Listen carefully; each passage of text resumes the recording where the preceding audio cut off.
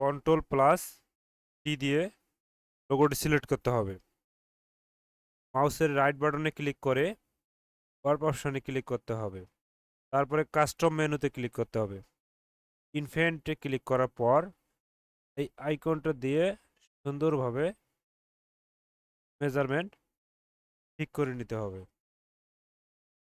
দেন layer 1 অপশনে click করব।